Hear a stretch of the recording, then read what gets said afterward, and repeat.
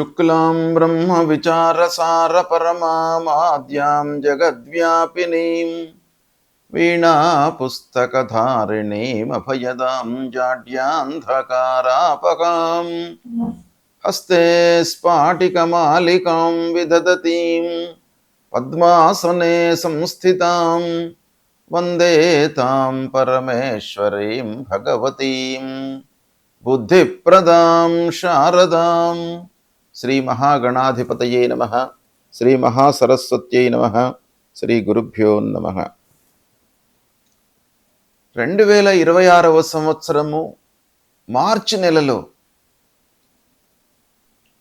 ముందుగా ఈ మార్చి మాసంలో గ్రహస్థితి ఎలా ఉంది అనే విషయాన్ని మనం చూసినట్టయితే, రవి 14వ తారీఖు వరకు కుంభరాశిలో సంచరిస్తున్నాడు. తదనంతరం మీనరాశిలోకి ప్రవేశిస్తున్నాడు. కుజుడు కుంభరాశిలో సంచరిస్తున్నాడు. బుధుడు కుంభరాశిలో సంచరిస్తున్నాడు. గురువు మిథున రాశిలో సంచరిస్తున్నాడు. శుక్రుడు మీనరాశిలో సంచరిస్తూ 26వ తారీఖున మేషరాశిలోకి ప్రవేశిస్తున్నాడు. శని మీనరాశిలో సంచరిస్తున్నాడు. రాహువు కుంభరాశిలో, కేతువు సింహరాశిలో సంచరిస్తున్నారు. ఈ విధంగా గ్రహస్థితి ఉంది.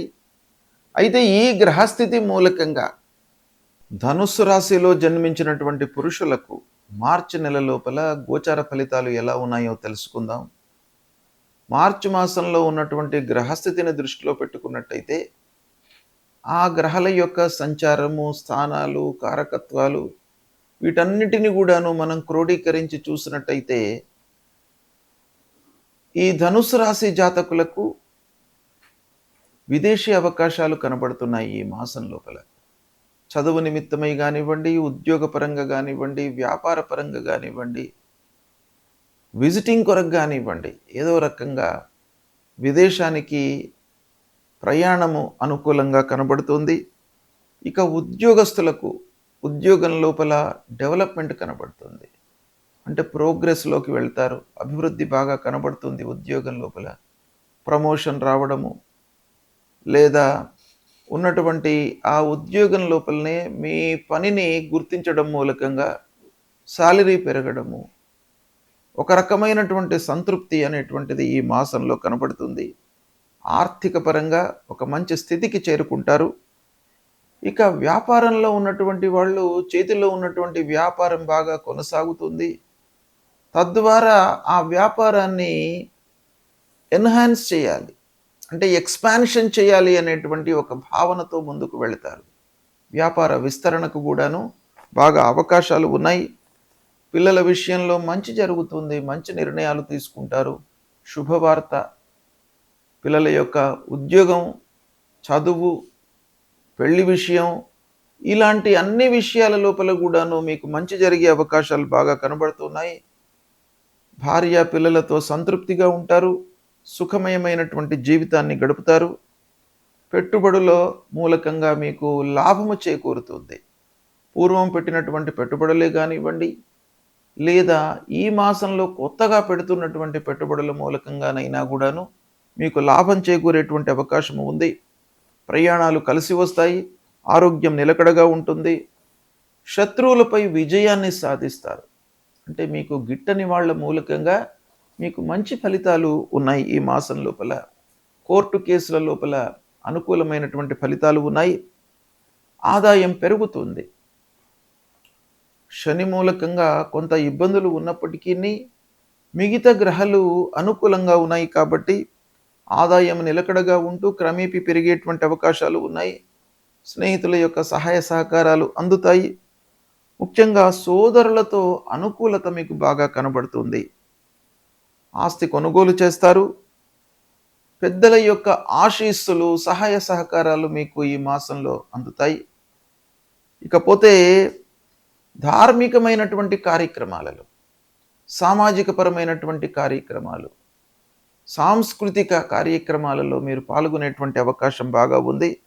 కొత్త పరిచయాలతో కార్యసాఫల్యం గోచరిస్తుంది. అప్పులు రిపే చేస్తారు. పూర్వము తీసుకున్నటువంటి అప్పులను మీరు రిపే చేస్తూ వాటి నుండి విముక్తులయ్యేటువంటి అవకాశం బాగా కనబడుతుంది. సమాజంలో గౌరవ మర్యాదలు లభిస్తాయి. మానసిక ప్రశాంతత ఉంది. ప్రమోషన్ సూచనలు కనబడుతున్నాయి. చిన్న మొత్తంలో లాభాలు మీకు చేతికందే అవకాశం కనబడుతుంది. కుటుంబంలో ఆనందము, ముఖ్యంగా ఈ మాసంలో ఎండింగ్‌లో 3, 4 వారాలలో మీకు బాగా కలిసి వస్తుంది. ఓవరాల్‌గా చూసినట్టయితే మీకు ఈ మాసం బాగా కలిసి వస్తుంది.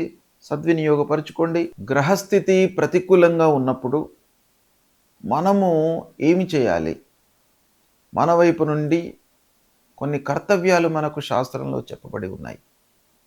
ఒకటి ప్రధానంగా ఏ గ్రహాలైతే మనకు ప్రతికూలంగా ఉన్నాయో వాటికి సంబంధించినటువంటి కారకత్వాలు, వాటికి సంబంధించినటువంటి వాటిపై మనము నియంత్రణతో ఉండాలి.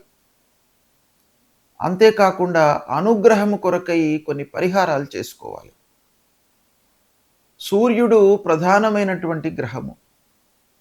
సూర్యుడు ప్రతికూలంగా సంచరిస్తున్నప్పుడు అనారోగ్య సమస్యలు కానివ్వండి, శారీరక రుగ్మతలు, మానసికంగా ఇబ్బందులు, పనుల లోపల ఆటంకాలు,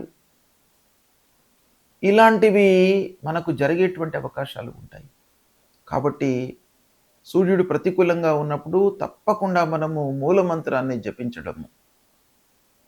సూర్యుడికి సంబంధించినటువంటి మూలమంత్రము జపా కుసుమ సంకాశం కాశ్యపేయం మహద్యుతిం తమోరిం సర్వపాపఘ్నం ప్రణతోస్మి దివాకరం అనేటువంటి ఈ మూలమంత్రాన్ని ప్రతినిత్యం కూడాను చదువుకోవడము. తర్వాత సూర్యుడికి నమస్కారము చాలా ముఖ్యమైనటువంటిది. నమస్కార ప్రియో భానుహు అని మనకు శాస్త్రం చెప్తోంది. ఆ సూర్యనారాయణుడికి ప్రతినిత్యం కూడాను ఉదయం పూట లేచి 12 మార్లు సూర్యుడికి నమస్కారం చేసుకొని 3 సార్లు అర్ఘ్యప్రదానం చేసినట్టయితే మీకు ఆ సూర్యుడి యొక్క అనుగ్రహం లభిస్తుంది. తద్వారా ఆరోగ్య సమస్యలు మీ దరి చేరకుండా ఉంటాయి. అంటే మీరు ఆరోగ్యంగా ఉంటారు సూర్య నమస్కారాలు చేసినట్టయితే. కనుక ప్రతి వాళ్ళు కూడాను సూర్యుడు ప్రతికూలంగా ఉన్నప్పుడు, సూర్యుడు 3, 6, 10, 11 ఈ స్థానాలలో సంచరిస్తున్నప్పుడు శుభ ఫలితాలను ఇస్తాడు. ఇవి కాకుండా మిగతా స్థానాలలో సంచరిస్తున్నప్పుడు మీరు పరిహారం చేసుకోండి. ప్రతినిత్యం కూడాను సూర్యుడికి నమస్కారాలు చేసినట్టయితే మీకు చాలా మంచి ఫలితం వస్తుంది. కనుక దీన్ని దృష్టిలో పెట్టుకోండి. ఇక రెండవది, మనకు ప్రతికూలమైనటువంటి ఫలితాలను ప్రభావితం చేసేటువంటి గ్రహము అంగారకుడు, అంటే కుజగ్రహము. ఈ కుజుడు 3, 6, 11 స్థానాలలో సంచరిస్తున్నప్పుడు మంచి ఫలితాలను ఇస్తాడు. ఉచ్చ స్థానంలో సంచరిస్తున్నప్పుడు మంచి ఫలితాలను ఇస్తాడు. మిత్రక్షేత్రాలలో సంచరిస్తున్నప్పుడు మంచి ఫలితాలను ఇస్తాడు. కాబట్టి అవి కాకుండా ప్రతికూలమైనటువంటి స్థానాలలో ఉన్నప్పుడు మీరు అంగారకుడి ప్రీత్యర్థమై అంగారకుడి మూలమంత్రాన్ని ప్రతినిత్యం కూడాను చదువుకోండి. ఏంటి అది? ధరణీ గర్భ సంభూతం విద్యుత్కాంచన సన్నిభం కుమారం శక్తిహస్తంచ మంగళం ప్రణమామ్యహం అనేటువంటి ఈ మూలమంత్రాన్ని ప్రతినిత్యం కూడాను చదువుకోండి. సుబ్రహ్మణ్య స్వామిని కొలవండి. సుబ్రహ్మణ్య స్వామి దేవాలయానికి వెళ్ళండి. సుబ్రహ్మణ్య స్వామి దేవాలయానికి వెళ్ళి ఆ భగవంతుడి యొక్క అనుగ్రహాన్ని పొందినట్టయితే మీ లోపల ధైర్యము, ఆత్మవిశ్వాసం పెరుగుతుంది. ధైర్యము, సాహసము, ఆత్మవిశ్వాసం అనేటువంటిది చాలా ముఖ్యమైనటువంటిది.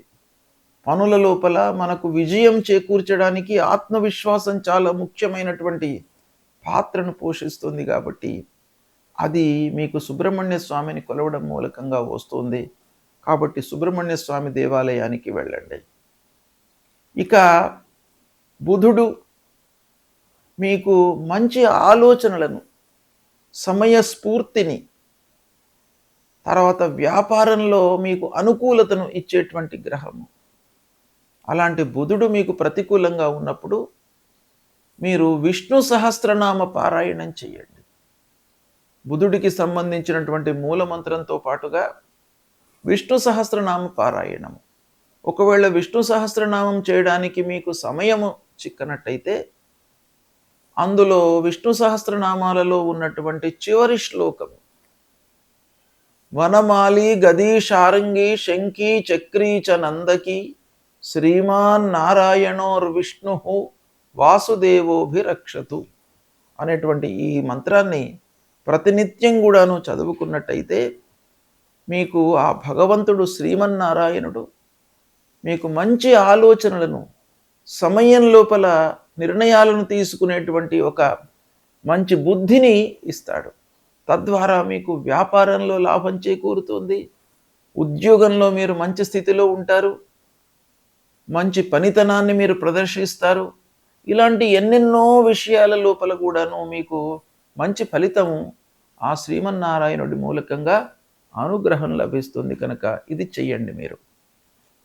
తర్వాత గురువు ప్రతికూలంగా ఉన్నప్పుడు గురు మూలమంత్రాన్ని చదువుకోవడము, గురువులను సందర్శించుకోవడము, సద్గురువుల యొక్క ప్రవచనాలను వినడము, దక్షిణామూర్తి స్తోత్ర పారాయణం చేయడము, తర్వాత మూలమంత్రము గురువుకు సంబంధించినటువంటి మూలమంత్రం ఉంటుంది. దేవానాంచ ఋషీణాంచ గురుం కాంచన సన్నిభం వందనీయం త్రిలోకానాం తం నమామి బృహస్పతిం అనేటువంటి ఈ మూలమంత్రాన్ని ప్రతినిత్యం కూడాను చదువుకోండి. తల్లిదండ్రులను సేవించండి. ముఖ్యంగా గురువు మీకు ప్రతికూలంగా ఉన్నప్పుడు 2, 5, 7, 9, 11 ఈ స్థానాలలో సంచరిస్తున్నప్పుడు గురువు మీకు మంచి ఫలితాలను ఇస్తాడు. ఉచ్చ స్థానంలో ఉన్నప్పుడు మంచి ఫలితాన్ని ఇస్తాడు. మిత్రక్షేత్రంలో సంచరిస్తున్నప్పుడు మంచి ఫలితాలను ఇస్తాడు. శుభ దృష్టితో ఉన్నప్పుడు మంచి ఫలితాలను ఇస్తాడు. కనుక ఇది కాకుండా మిగతా స్థానాలలో సంచరిస్తున్నప్పుడు తప్పకుండా మీరు ఈ గురువుకు సంబంధించినటువంటి పరిహారాలు చేసుకోవాలి. ఏ స్థానంలో ఉన్నప్పటికీ తల్లిదండ్రుల యొక్క ఆశీర్వచనము, అనుగ్రహము మీకు చాలా అవసరము. కనుక ప్రతినిత్యం కూడాను తల్లిదండ్రులను మీరు సేవించండి. వాళ్ళ యొక్క ఆరోగ్య సమస్యలు, వాళ్ళ యొక్క బాగోగులను మీరు తెలుసుకోండి. వాళ్ళ మూలకంగా మీకు చాలా మంచి జరుగుతుంది. కాబట్టి తల్లిదండ్రులను ప్రేమించండి. ఇక శనీశ్వరుడు, శని మూలకంగా మీకు కొన్ని పనుల లోపల ఆలస్యము, ఆర్థిక సమస్యలు జరుగుతాయి. కాబట్టి శని ప్రీత్యర్థమై హనుమాన్ చాలీసా చదువుకోండి. శనిగ్రహాన్ని, నవగ్రహాల లోపల పశ్చిమ దిశ లోపల శనీశ్వరుడు ఉంటాడు. ఆ శనీశ్వరుడికి సంబంధించినటువంటి మూలమంత్రం చదువుకోండి. అదేవిధంగా రాహుకేతువులకు సంబంధించినటువంటి మూలమంత్రాలు, అమ్మవారిని దర్శించుకోవడము, విఘ్నేశ్వరుణ్ణి పూజించడము, ఇలాంటివి చేసినట్టయితే మీకు గ్రహస్థితి మూలకంగా కలిగే దుష్ప్రభావము, దుష్ఫలితాలు దూరమయ్యి ఆ భగవంతుడి యొక్క అనుగ్రహం లభిస్తుంది. శుభం.